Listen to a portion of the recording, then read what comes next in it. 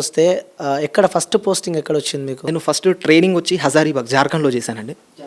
జార్ఖండ్‌లో ట్రైనింగ్ చేశాను. ట్రైనింగ్ చేసిన తర్వాత ఫస్ట్ పోస్టింగ్ వచ్చి గుజరాత్. గుజరాత్ బార్డర్‌లోనా? గుజరాత్ బార్డర్‌లో ఇండియా పాకిస్తాన్ బార్డర్‌లో ఫస్ట్ చేయడం జరిగింది. దాని తర్వాత ఇప్పుడు ఇండియా బంగ్లాదేశ్ బార్డర్ పశ్చిమ బెంగాల్‌లో చేస్తున్నాను. ఓకే. సో ఎలా ఉంటుంది ట్రైనింగ్? చాలా మందికి డౌట్, ఆర్మీ కావాలంటే చాలా ఇబ్బందులు ఉంటాయి, చాలా ట్రైనింగ్ ఉంటాయి, చాలా స్ట్రగుల్ ఉంటాయి, చాలా కష్టాలు ఉంటాయి అని చెప్పి చెప్తారు కదా. సో ట్రైనింగ్ ఏ విధంగా ఉంటుంది? ఒక వ్యక్తి ఆర్మీ ట్రైనింగ్కి వెళ్ళాలంటే సో ఆ వ్యక్తి దగ్గర ఎలాంటి క్వాలిటీస్ ఉండాలి? క్వాలిటీస్ అంటే అండి, ఫస్ట్ ఆఫ్ ఆల్ మీరు అడిగిన దానికి కష్టం ఉంటుంది కదా అని.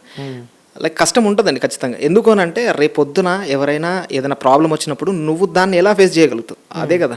ఫస్ట్ నువ్వు ఫేస్ చేయలేనంత నువ్వు స్ట్రాంగ్గా లేనప్పుడు జాబ్కి ఫిట్ కాదు. సో వాళ్ళు ఆ ట్రైనింగ్లో అదే నేర్పిస్తారు. ట్రైనింగ్లో ఏముండదు, జస్ట్ ఇదే అంటే నువ్వు ఏదైనా ప్రాబ్లం ఎదురైనప్పుడు నువ్వు దాన్ని ఎలా ఫేస్ చేస్తావు అనేది ప్రాబ్లం. దానికి వాళ్ళు మమ్మల్ని ఫిట్గా చేశారు. దాంట్లో ఉంటుంది, ఎందుకంటే మనం చిన్నప్పటి నుంచి ఫిజికల్గా అంత ఫిట్గా ఉండం కాబట్టి అక్కడికి వెళ్ళిన తర్వాత కొన్ని స్ట్రగుల్స్ ఉంటాయి. బట్ కాకపోతే ఏంటంటే దాని తర్వాత లైఫ్ని నువ్వు నీ బాడీని ఒకసారి వెనక తిరిగి చూసుకుంటే అప్పటికి చాలా చేంజెస్ వస్తాయి బాడీలో. ఓకే. సో ట్రైనింగ్ తర్వాత ఓకే. సో ఫస్ట్ పోస్టింగ్ వచ్చినప్పుడు మీ ఫీల్ ఏంటి? లైక్ అంటే బార్డర్కి వెళ్ళినప్పుడు, ఇండియా పాకిస్తాన్ బార్డర్కి వెళ్ళినప్పుడు, ఎందుకంటే మనం చిన్న ఉన్నప్పటి నుంచి వింటూనే ఉంటారు ఇండియా పాకిస్తాన్ బార్డర్ చాలా డేంజర్ ఉంటుంది, సో పాకిస్తాన్ వాళ్ళు ఎంటర్ అవుతుంటారు అని చెప్పి కొన్ని సినిమాస్లో మనం చూసాము. నిజ జీవితంలో కూడా మనం చిన్నప్పటి నుంచి ఎప్పటి నుంచో మనం అవి వింటూ ఉంటాం కాబట్టి. సో ఫస్ట్ మీకు ఏమనిపించింది ఇండియా పాకిస్తాన్లో బార్డర్లో మీకు డ్యూటీ వేసినప్పుడు మీకు ఏమనిపించింది? అంటే ఇండియా పాకిస్తాన్ బార్డర్లో డ్యూటీ చేసినప్పుడు ఫస్ట్ రోజు డ్యూటీకి వెళ్ళినప్పుడు నా ఫీలింగ్ ఏంటంటే, వెళ్ళి బార్డర్లో నిలబడిన తర్వాత అసలు ఆ ఫీలింగ్ ఎలా ఉంటుందంటే, ఎవ్వరు ఉండరు, నిర్మానుష్యమైన ప్రదేశం, బార్డర్కి అటు పాకిస్తాన్ ఇటు ఇండియా. అక్కడ నిలబడితే అసలు అనిపిస్తుంది లైఫ్లో మనం ఏమైనా సాధించాము, ఏమైనా చేసామన్నట్టు ఒక బార్డర్లో నిలబడి దేశానికి రక్షగా ఇక్కడ నిలబడుతున్నాం అనే ఆ ఫీల్ ఉంటుంది. ఆ ఫీలింగ్ అసలు మనం ఎన్ని డబ్బులు ఇచ్చినా కొనుక్కోలేం. ఆ ఫీల్ వేరే లెవెల్ ఉంటుంది. ఇంకా నెక్స్ట్ మీరు అడిగిన క్వశ్చన్ ఏంటంటే, మనకు ఏదైనా ఫైరింగ్ నాకు తెలిసి అది చాలా రేర్గా జరుగుతుంది. కొంతమంది మాత్రమే అట్లాంటి వాళ్ళు ఉంటారు. వాళ్ళు వచ్చినప్పుడు అలాంటి సిచ్యువేషన్స్ జరుగుతాయి. నా సర్వీస్లో అయితే నేను అలాంటి ఇప్పటివరకు చూడలేదు. బట్ కాకపోతే ఏంటంటే ఉంటుందండి, ఖచ్చితంగా ఒక ఫీల్ అనేది ఉంటుంది. దేశానికి అండగా నిలబడడం అనేది ఆ ఫీల్ అది వేరే లెవెల్. అంటే టెన్షన్ కానీ ఆ భయం కానీ ఎప్పుడు అనిపించలేదా? లైక్ వాళ్ళు ఎవరైనా అటాక్ చేస్తారేమో. ట్రైనింగ్లో ఉండేది అది కదండి. మనకు ట్రైనింగ్లో ఏముంటుంది, ట్రైనింగ్లో నువ్వు ఏ దాన్నైనా ఎలా ఎదుర్కోగలవు అనేదే ట్రైనింగ్. మనకు అక్కడనే నేర్పించినప్పుడు ఇంకా అక్కడ అంత భయం ఏమి ఉండదు. బట్ కాకపోతే ఏంటంటే మనకు కొంచెం మన జాగ్రత్తల్లో మనం ఉండడం ఎందుకని బెటర్ అంతే. ఓకే. సో అక్కడ ఉన్నప్పుడు ఫుడ్ విషయానికి వస్తే ఫుడ్ ఎలా ఉంటుంది అక్కడ? మీరు ఎందుకంటే డిఫికల్టీ ఉంటుంది కాబట్టి అక్కడ ఫుడ్ ఏ విధంగా ఉంటుంది? లైక్ ఇక్కడ మనం తిన్నట్టే ఉంటుంది లేకుంటే మీకు సంబంధించి మంచి ఫుడ్ ఉంటుందండి. మంచి, ఎందుకంటే మన శరీరం దృఢంగా ఉండాలంటే ఏవేవైతే కావాలో అలాంటి ఫుడ్డే ఉంటుంది. మంచి స్ట్రాంగ్ ఫుడ్ పెడితేనే మనం అలా స్ట్రాంగ్గా గట్టిగా ఉండగలుగుతాం కాబట్టి అది ఉంటుంది. బట్ కొన్ని సిచ్యువేషన్స్ కొన్ని పరిస్థితుల్లో అది చేంజ్ అవుతూ ఉంటుంది కొన్ని పరిస్థితులను బట్టి. బట్ కాకపోతే మంచి ఫుడ్డే ఉంటుంది. లైక్ ఎగ్జాంపుల్ చెప్పాలంటే ఫుడ్ బాదం కానీ, కాజు, ఫ్రూట్స్, సలాడ్స్ అలాంటి మంచి ఫుడ్. అంటే ఫుడ్లో కూడా మీట్ అంటే మనకు నాన్ వెజ్ కానీ మీకు అన్ని రకాలుగా ఉంటుంది. అంటే హెల్త్కి ఏదైతే బాగుంటుందో, ప్రోటీన్ అందించడంలో ఏదైతే దోహదపడుతుందో అలాంటి ఖచ్చితంగా మంచి ఫుడ్ మాత్రమే గవర్నమెంట్ ప్రొవైడ్ చేస్తుంది. ఓకే. అక్కడ ఉన్న వాళ్ళకి మంచి ఫుడ్ ఉంటుంది. ఓకే. ఇంకొకటి, ఆర్మీ జవాన్లకి నిద్ర ఎక్కువ ఉండదు. ముఖ్యంగా బార్డర్లో ఉన్న వాళ్ళకి నిద్ర మ్యాక్స్ 4 to 5 hours ఆ టైమే వాళ్ళు పడుకుంటారు, మిగతా టైం మొత్తం బార్డర్లో ఉంటారు అని చెప్పి విన్నాం మేము. మరి అదేంతవరకు నిజం? ఉంటుందండి, నిజం 100% అది. కాకపోతే ఏంటంటే డిపెండ్ అని ఇప్పుడు డ్యూటీస్ ఖచ్చితంగా మన భరోసాతోనే ఇంతమంది జనాలు ఇక్కడ పడుకోగలుగుతున్నారంటే అక్కడ మనం ఉండడం వల్లనే. సో మనం ఆడ కొంచెం మన డ్యూటీస్ని 100% మనం నిర్వర్తించాలి. అది నిర్వర్తించిన క్రమంలో నిద్ర అనేది కొంచెం తక్కువగానే ఉంటుంది. ఇప్పుడు మనం రెగ్యులర్గా నార్మల్ క్యాండిడేట్స్ ఇక్కడ ఎట్లా అయితే ఉంటారో అంత నిద్ర అయితే ఖచ్చితంగా ఉండదు. బట్ కాకపోతే ఏంటంటే పర్లేదు, ఉంటుంది. 4 to 5 hours ఉంటారు. మీరు ఎన్ని అవర్స్ పడుకుంటారు? అంతే అండి, మ్యాక్స్ 4 to 5 hours అలా పడుకొని చేస్తుంటాం. ఓకే. అక్కడ బార్డర్స్లో కొంచెం డిఫికల్టీ, లైక్ అంటే ఎక్కువసేపు నించోనే ఉండాలి. ఇంకోసారి మనం చూస్తూ ఉంటాం అక్కడ మంచు అవి ఉంటాయి కదా, సో అందులో కూడా ఎక్కువసేపు ఉంటారు ఆర్మీ జవాన్లు. అప్పుడెప్పుడు ఇబ్బంది అనిపించలే అలాంటివి ఎప్పుడైనా మీ లైఫ్లో? ఇప్పటి వరకు అలాంటి ప్లేస్లో నేను చేయలేదు. బట్ కాకపోతే ఫ్రెండ్స్, కొలీగ్స్ వాళ్ళు చేసినారు చాలామంది. డిఫికల్టీ ఉంటుంది. బట్ కాకపోతే ఏంటంటే దేశానికి కాపలాగా మేము అక్కడ ఉండడం అనేది చాలా గొప్ప విషయం కదా. సో అక్కడ అలా ఉన్నప్పుడు ఆ ఫీల్తోని చేసేస్తాం. అది కంటిన్యూగా అది నడుస్తుంటుంది. అది ఒక్కొక్క ప్లేస్లో చాలా ఎండలు ఉంటాయి, ఒక్కొక్క ప్లేస్లో చాలా చల్లగా ఉంటుంది, మంచు పడుతూ ఉంటుంది. ఇలాంటి ప్లేసెస్ టెంపరేచర్స్ ఖచ్చితంగా ఉంటాయి, బాడీలో స్కిన్ ప్రాబ్లమ్స్ వస్తూ ఉంటాయి. బట్ కాకపోతే ఏంటంటే ఆ ఫీల్ ఉంది కదా, ఆ ఫీల్ ద్వారానే నాకు తెలిసి ఇంతమంది జవాన్లు అక్కడ చేయడానికి ఆ ఫీల్ అనేది ఒకటి. ఓకే. సో ఇంకొకటి ఆర్మీ జవాన్ల దగ్గర వాచ్ టైం తెలియదు, సో టైం ఉండదు అని చెప్పి మేము. టైం అంటే మొబైల్ ఉండదండి అటు డ్యూటీస్లో మేము దాంట్లో వాడడం. అసలు మొబైల్ అనేది అసలు యూజింగే ఉంటుంది, యూజ్ చేయరు మొబైల్ అసలు. సాధారణంగా ఎక్కడ కూడా ఎవరు మొబైల్ యూజ్ చేయరు. అందుకే కొంచెం తెలీదు, బట్ పర్లేదు. డ్యూటీస్ ఉంటాయి కదా, డ్యూటీ అయిపోయిన తర్వాత తెలుసుకోవడం అట్లాంటివి ఉంటాయి నార్మల్గా. ఓకే అన్న, మీ పర్సనల్ లైఫ్ ఇప్పటిదాకా చెప్పారు, అంటే అమ్మాయి వచ్చిన తర్వాత లైఫ్లో మార్పులు వచ్చాయని చెప్పి. జాబ్ వచ్చినాక అమ్మాయిని పెళ్లి చేసుకున్నారా, ఇక్కడ జాబ్ రాకముందు పెళ్లి చేసుకున్నారా? అదే చెప్తున్నా కదా, 4వ పిల్లర్ మా అత్తమ్మ అని. ఎందుకంటే తను అసలు నమ్మిర్రు అనమాట. వాళ్ళు నమ్మి వీనికి ఇచ్చినా పర్లేదు, ఒక అమ్మాయిని మా అమ్మాయిని వీడి చేతిలో పెడితే బాగా చూసుకుంటాడన్న నమ్మకంతో వాళ్ళు ఇవ్వడం జరిగింది. సో నేను దానికి ప్రౌడ్గా ఫీల్ అవుతున్నాను. వాళ్ళు ఇచ్చి మ్యారేజ్ చేశారు. చేసిన తర్వాత వితిన్ 6 monthsలో నేను జాబ్కి ఎక్కేసాను అంతే. ఓకే. సో అంటే ఆర్మీ జవాన్ టైం ఉండదు, సో ఇంట్లో వాళ్ళ టైం కేటాయించలేరు. కానీ చాలామంది చూస్తూ ఉన్నాం నేటి సమాజంలో, ఆర్మీ వాళ్ళని చేసుకోవాలంటే అమ్మాయిని ఇస్తలేరు. లైక్ అంటే వాళ్ళు వదిలిపెట్టి వెళ్ళిపోతారు, అమ్మాయి ఇక్కడ ఎలా ఉంటుంది అని చెప్పి కూడా, ఏ క్షణం ఏం జరుగుతుందని కూడా కొంచెం భయం ఉంటుంది ఆర్మీ వాళ్ళకి ఇవ్వాలంటే. సో అయినా మీ వైఫ్ కానీ మీ ఫ్యామిలీ దగ్గర నుంచి ప్రెజర్స్ రాలే వద్దు అని చెప్పి అలాంటివి ఏమన్నా? అంటే వైఫ్ సపోర్ట్ చేసింది. యాక్చువల్లీ తనకు చాలా ఇష్టం, సపోర్ట్ చేసింది. తనకు చాలా ఇష్టం అనమాట ఆర్మీ అంటే, ప్యాషన్ తనకి. నా హస్బెండ్ అక్కడ ఉండాలని చాలా మంది చాలా గొప్పగా చెప్పుకుంటుంది. మా ఆయన అక్కడ దూరంగా ఉంటున్నాడని ఎవరైనా సరే తను చాలా స్ట్రాంగ్గా చెప్తుంది. దూరంగా ఉంటున్నారు, అలాంటి వాళ్ళు అక్కడ ఉంటున్నారు కాబట్టి మనం ఇక్కడ ఉంటున్నామని చాలా స్ట్రాంగ్గా చెప్తుంది. సో తనకి ఇష్టం, ఆ ఇష్టంతోనే నేను ఇప్పుడు అక్కడ ఉన్నాను. అర్థం చేసుకుంటుంది తను. మా ఆయన అక్కడ ఉన్నాడు, నాకు నార్మల్గా అయితే ఏదో వర్క్ కోసమో ఏదో నన్ను వదిలిపెట్టి లేడు కదా, దేశం కోసం అక్కడ ఉన్నాడు. సో ఆమె చాలా ప్రౌడ్గా ఫీల్ అవుతుంది అక్కడ నేను డ్యూటీ చేసినందుకు. ఓకే. అక్కడ ఉంటారు కాబట్టి పండగలకి, ఏదైనా ఫెస్టివల్స్కి, ఈవెంట్స్కి, ఆఖరికి మన ఇంట్లో వాళ్ళ ఫంక్షన్ కూడా కొన్ని సావులు కూడా అటెండ్ కాలేకపోతాం. అలాంటి సందర్భాలు ఎప్పుడైనా? మాకు రీసెంట్గా నాకు ఇలాంటిది ఒక ప్రాబ్లం ఫేస్ చేశాను. ఫ్యామిలీ మెంబర్ చనిపోయారు. అప్పుడు నేను రావాలనుకుంటే ఆ టైంలో అసలు రాలేను. ఎందుకంటే అక్కడ చూస్తే అదే టైంలో అక్కడ నుండి మనకు పంపించడానికి అసలు ఛాన్స్ లేదు. ఎందుకంటే అన్ని సందర్భాల్లో పంపరు అనమాట. అక్కడ సిచ్యువేషన్ ఎట్లుంటుందంటే డిపెండ్ ఆన్ ఆఫీసర్స్ పైన ఉంటుంది. వాళ్ళు ఆ టైంలో పంపించలేదు. సో నేను రాలేకపోయినా అది చాలా బాధేస్తుంది, కానీ తప్పదు. ఎందుకంటే మనం ఒక మంచి జాబ్లో ఉన్నాం కాబట్టి ఖచ్చితంగా ఇవన్నిటికీ సాక్రిఫైస్ కావాలి, తప్పదు.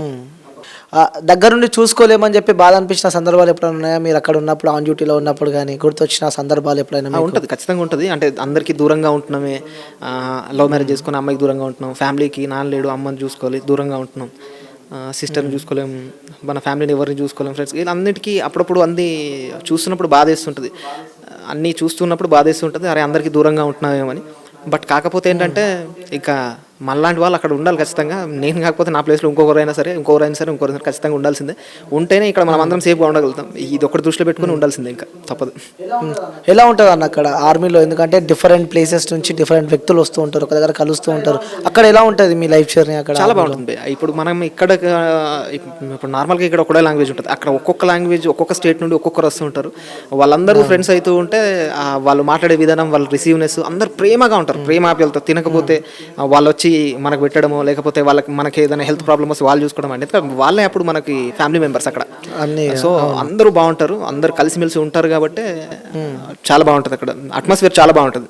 చాలా మందికి ఆర్మీలో జాయిన్ కావాలని చెప్పి ఒక కోరిక కూడా ఉంటుంది. బట్ ఎలా జాయిన్ కావాలి ఏంటి అనేది కూడా తెలియదు చాలా మందికి. సో ఎక్కడికి వెళ్ళాలి, ఎలా ట్రైన్ కావాలి అని చెప్పి, కొంతమంది ఫినాన్షియల్గా ఫిట్ ఉంటారు, కొంతమంది అన్ఫిట్ ఉంటారు కాబట్టి. సో ఆర్మీలకు పర్సన్ రావాలి అంటే ఎలాంటి క్వాలిటీస్ ఉండాలి, ఎలా జాయిన్ కావాలి, ఎలా ప్రిపేర్ కావాలి వాళ్ళు? యాక్చువల్గా ఇప్పుడు ఎలా రావాలి అని అంటే, ఇండియన్ ఆర్మీది అఫీషియల్ వెబ్సైట్ ఉంటుంది ఒకటి, దాంట్లో నోటిఫికేషన్ రిలీజ్ చేస్తూ ఉంటారు. ఆ నోటిఫికేషన్ రిలీజ్ చేసినప్పుడు ఇక్కడ నుండి అంటే ఇన్ని రోజుల పాటు ర్యాలీ కండక్ట్ చేస్తారని చెప్పేసి నోటిఫికేషన్లో మెన్షన్ చేస్తారు.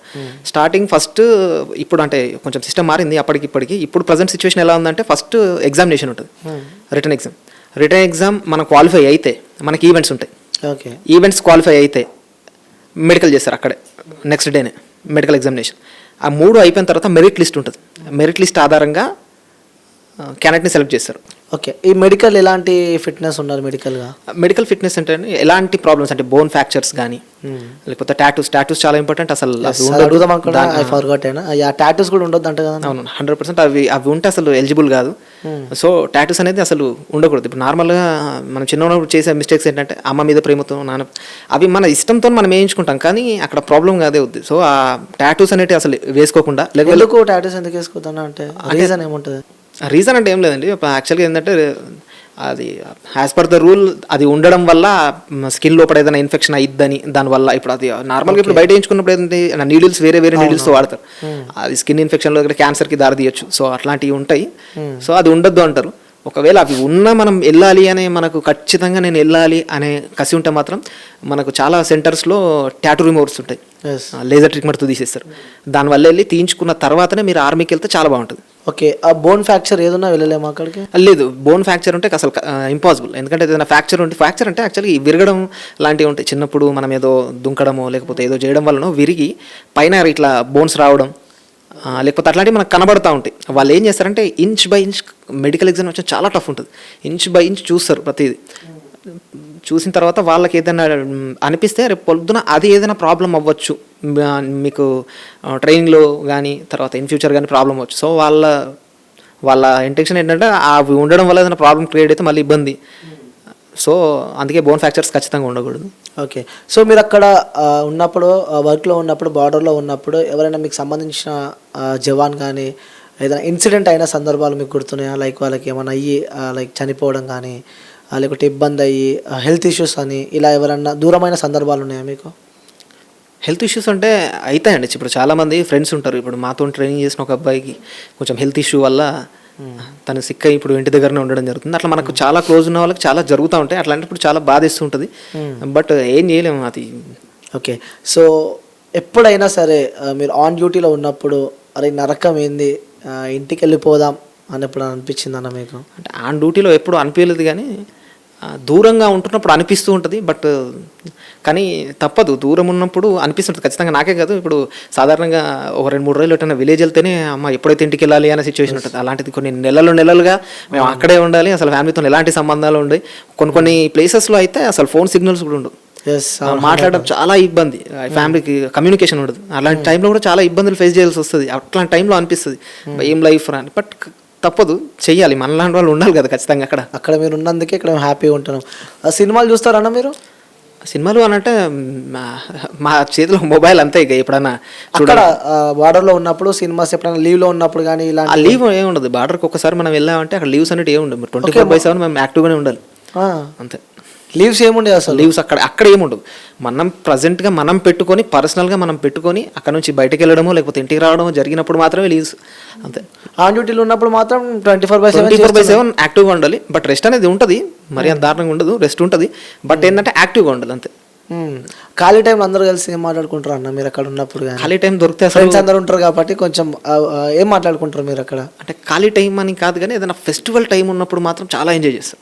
అంటే ఫెస్టివల్స్ ఉంటారు. ఫెస్టివల్స్ చాలా, ఇప్పుడు హోలీ ఉంటుంది. హోలీ కానీ దివాళీ కానీ చాలా పెద్ద పండుగలు నార్త్లో. అక్కడ అవి జరిగినప్పుడు మాత్రం ప్రతి ఒక్కటి, ఇప్పుడు వాళ్ళది ఉంటుంది. ఇప్పుడు కేరళ వాళ్ళకి ఓనం అనేది ఓ ఫెస్టివల్ ఉంటుంది. కేరళ వాళ్ళు ఉన్నప్పుడు వాళ్ళు చాలా మంచిగా చేసుకుంటారు అనమాట ఫెస్టివల్. వాళ్ళు చేసుకుని మనకి ఇస్తుంటారు. మనం అదే దసరా కానీ దుర్గా పూజ ఈ టైంలో చాలా జరుగుతుంటాయి కాబట్టి మనం చేస్తూ ఉంటాం. అంటే ప్రతి ఫెస్టివల్ని ఎంజాయ్ చేస్తూ ఉంటాం అనమాట అంతే. ఓకే.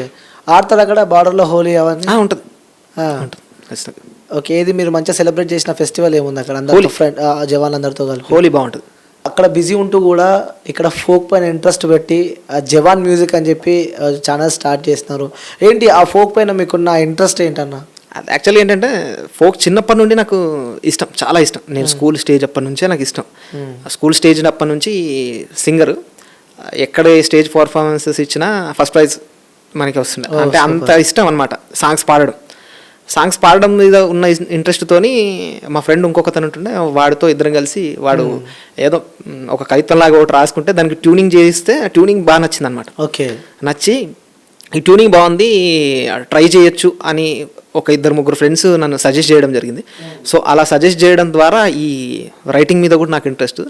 అలా మెల్లగా చేస్తూ ఉన్న క్రమంలో ఒక అతను కలిసి నువ్వు ట్రై చేయు, నేను ఒక సాంగ్ నేను ఇప్పిస్తాను, ఇట్లా ట్రై చేయు అని చెప్పాడు. రాసిన తర్వాత తీసుకుంటామని చెప్పారు. సాంగ్ బాగున్నా అతను తీసుకోలేదు. తర్వాత నాకే అనిపించి నేనే ఒక సాంగ్ తీయాలి అని అనుకున్నాను. అలా అనుకున్నప్పుడు నేను ఒక పాట రాయడం జరిగింది. నాకు పవన్ కళ్యాణ్ అంటే చిన్నప్పటి నుండి బాగా ఇష్టం, పవర్ స్టార్ ఫ్యాన్. సో అప్పుడు పవన్ కళ్యాణ్ గారి మీద ఎలక్షన్ ఎంట్రీ ఇస్తున్నారని తెలిసి ఒక సాంగ్ రాశాను 2018లో. రాసిన తర్వాత దాన్ని యూట్యూబ్లో రిలీజ్ చేయాలంటే మ్యూజిక్ చేయించాలి. ఆ మ్యూజిక్ చేయించాలన్నప్పుడు మన దగ్గర అంత అమౌంట్ అప్పుడు లేదు. అప్పటికి మనకు జాబ్ లేదు. సో ఆ టైంలో నా ఫ్రెండ్స్ అందరూ, ఇప్పుడు చాలా మంది నా ఫ్రెండ్స్ అందరూ, నాకు యూత్ ఉంటుంది పోతంగల్లో, రాక్ స్టార్ యూత్ అని, వాళ్ళందరూ తలా ఇన్ని డబ్బులు ఇచ్చి ఆ డబ్బులతో నేను 2 సాంగ్స్ చేయడం జరిగింది. అప్పట్లోనే అది 1 మిలియన్ సాంగ్, చాలా బాగుంటుంది సాంగ్. పవన్ కళ్యాణ్ గారి సాంగ్. అప్పుడు అది రిలీజ్ చేయడం మంచి హ్యూజ్ రెస్పాన్స్ రావడంతో అలా స్టార్ట్ చేశాం. ఓకే, ఇప్పటికి ఎన్ని సాంగ్స్ తీశారు మీరు? ఇప్పటివరకు 8-9 సాంగ్స్ వరకు చేశాను, యూట్యూబ్లో రిలీజ్ చేశాను. కొన్ని నేను సొంత ఛానల్లో రిలీజ్ చేయడం జరిగింది, కొన్ని వేరే వాళ్ళకి ఇవ్వడం జరిగింది. ఓకే, అప్కమింగ్ ప్రాజెక్ట్స్ కూడా 2 ఉన్నాయి. ఇంకా అప్కమింగ్ ప్రాజెక్ట్స్. ఓకే, అక్కడ ఉన్నప్పుడు ఎవరు మేనేజ్ చేస్తూ ఉంటారు యూట్యూబ్ కానీ ఇవన్నీ? అంటే నేనే అండి. నేను యాక్చువల్గా ఏంటంటే స్టార్టింగ్ సింగింగ్ నేనే చేసేవాడిని. నేను అక్కడ ఉండి రాయడం వల్ల నాకు టైం కుదరక ఇప్పుడు నేను వేరే సింగర్స్తో పాడించడం, నేను రాస్తూ వేరే సింగర్స్తో పాడిస్తూ అలా చేస్తున్నాను. అక్కడ నుంచి సాంగ్స్ రాస్తాను? అవును, అక్కడనే బార్డర్లోనే రాస్తుంటాను. నాకు ఫ్రీ టైం ఒక 2 అవర్స్ అట్లా టైం దొరుకుతుంటుంది రెగ్యులర్. ఆ టైం దొరికినప్పుడు ఆ టైంలో, ఆ ఖాళీ టైంలో రాసుకుంటుంటాను. ఓకే, సో రీసెంట్గా ఒక సినిమా వచ్చింది, చూసాం. ఆ సినిమా ఆమ్రాన్ అని చెప్పి. నిజంగా సినిమా చూస్తే అందరికీ గూస్ బామ్ అన్న. లైక్ అంటే ఆ సినిమాలో ఆర్మీల గురించి కానీ, ఒక జవాన్ పడ కష్టాలు కానీ, తన ఫ్యామిలీ నుంచి తను దూరం ఎంత బాధ అనుభవిస్తున్నా కూడా మేము చూసారా మీరు ఆ మూవీ? నేను ఇంకా చూడలేదండి అది, బట్ తెలుసు. ఎందుకంటే మేము అదే ఫీల్డ్లో ఉన్నాం కాబట్టి మాకు అక్కడ మూవీ చూసేంత టైం, మాకు ఆ టైం అనేది అంత ఉంటుంది. ఎప్పుడు ఇంటికి వచ్చినప్పుడు మాత్రమే మాకు ఆ టైం ఉంటుంది. మేము వచ్చినప్పుడు కరెక్ట్గా మూవీస్ థియేటర్లో ఉంటే చూడగలుగుతాం, లేదు అని అంటే చూడలేం కదండి. అక్కడ ఉన్నప్పుడు మాకు చాలా కష్టం మూవీస్ చూడడం. లేదా మా వర్క్, మాకు కొంచెం టైం దొరికితే పడుకోవడము, మా పనులు మేము చేసుకోవడము, ఇంటితో మాట్లాడడము, ఇలాంటివే జరుగుతూ ఉంటాయి. ఇంకా మూవీ చూసేంత టైం అనేది చాలా కష్టం అక్కడ దొరకడం. అక్కడ ఇలా లైఫ్ అయితే నడుస్తుంది, ఫుల్ఫిల్ అవుతుంది అంటున్నారు. అవును. ఓకే, నెక్స్ట్ ఏంటి మీ గోల్ ఏంటి? గోల్ అంటే నేను లైఫ్లో చిన్నప్పటి నుండి నాకు 2 గోల్స్ ఉండే. ఏంటంటే నాకు ఈ ఆర్మీ అనేది నా వైఫ్ గోల్. దానికి ఖచ్చితంగా నేను న్యాయం చేస్తున్నాను. ఇప్పుడు నేను రిటైర్మెంట్ అయ్యేంత వరకు నేను నా జాబ్కి న్యాయం చేస్తూ ఉండాలనేది నా కోరిక. అలాగే ఇంకొకటి ఏంటంటే నాకు చిన్నప్పటి నుంచి ఉంది, ఒక రైటర్గా నాకు పేరు రావాలి. ఇది నా అంబిషన్. దాని గురించి నేను కష్టపడుతూ ఉన్నాను. ఇప్పుడు ప్రజెంట్ ఒక రైటర్గా, అంటే సోల్జర్గా చేస్తూ రైటర్గా సక్సెస్ అవ్వాలనేది నా డ్రీమ్. ఓకే, సో చివరిగా మీ ఊరు వాళ్ళకి కానీ, మీకు సపోర్ట్ చేసిన వ్యక్తులకు కానీ, మీ ఫ్రెండ్స్కి కానీ వాళ్ళకి చెప్పాలంటే ఏం చెప్తారన్న మన ఇంటర్వ్యూ ద్వారా? నన్ను ఇప్పటివరకు సపోర్ట్ చేసిన ప్రతి ఒక్కరికి పేరు పేరున ధన్యవాదాలండి. నన్ను ఇక్కడి వరకు నేను ఉన్నానంటే దానికి కారణం నా ఫ్రెండ్స్, నా ఫ్యామిలీ మెంబర్సే. వాళ్ళ ద్వారా నేను ఇక్కడ ఉన్నాను. సో అందరికీ పేరు పేరున నేను ఈ ఇంటర్వ్యూ ద్వారా నేను థ్యాంక్స్ చెప్పదలుచుకున్నాను. సో చాలా రాశారని చెప్పారు కాబట్టి, సో మా వ్యూవర్స్ అందరి కోసం, మా కోసం ఒక మంచి సాంగ్ పాడతారన్న? అంటే ఇప్పుడు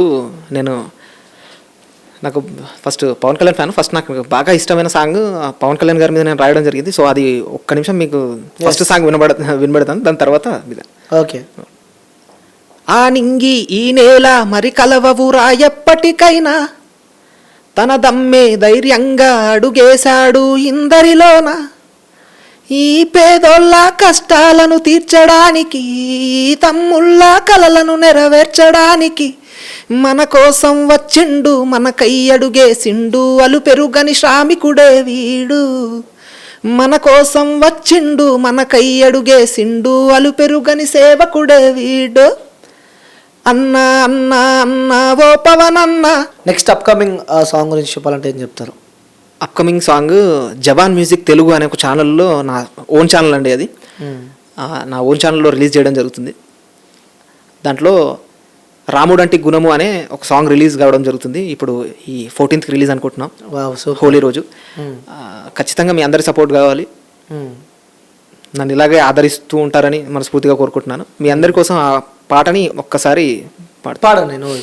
రాముడంటి గుణము గల్లవాడే, సీమకైనా హాని చెయ్యనుడే, నీ మీదే పానాలు పెట్టుకుండే, సంటి పిల్లోడై ఏడుస్తుండే. అడగనిదే అమ్మైనా అన్నం పెట్టదుగాదే, నా మనసులున్న మాటే నీతో చెప్పుకోలే తప్పు నాదే, నీ వెనకెనకనే తిరిగినానే, నీ ముందుకొచ్చే ధైర్యం అంటూ లేదే, నీకై మొక్కులెన్నో మొక్కినానే, మోకాళ్ళపై నడిసి నిన్ను గోరినానే, ఇంతలోనే నా సోపతోడే అన్నీ తెలిసి నన్నెట్టా మోసాగించిండే, పస్తులు ఉంటూ మొక్కినానే, పుస్తెను గడుదామనుకున్నానే, అలివి అవుతావనుకున్నానా, ఆశలు మట్టి పాలాయనే, పస్తులు ఉంటూ మొక్కినానే, పుస్తెను గడుదామనుకున్నానే, అలివి అవుతావనుకున్నానా, ఆశలు మట్టి పాలాయనే. వావ్, సూపర్ అన్న, నిజంగా చాలా అద్భుతంగా ఉంది song. Thank you. Breakup song అనుకుంటా. అవునండి, love failure song. Yes, love చేసి పెళ్లి చేసుకుందాం అనుకుంటాడు, బట్ చేసుకోలేని సిచ్యువేషన్, అంతేనా? అంతే. ఆ ఫ్రెండ్ అంటే ఇప్పుడు సాధారణంగా ఇప్పుడున్న జనరేషన్లో ఫ్రెండ్స్ మోసం చేస్తే, ఒక ప్రేమించిన అమ్మాయిని అన్ని బాధల్ని ఒక ఫ్రెండ్కి చెప్పుకుంటే ఆ ఫ్రెండ్ మోసం చేస్తే ఎలా ఉంటుంది అనేదే మన పాట.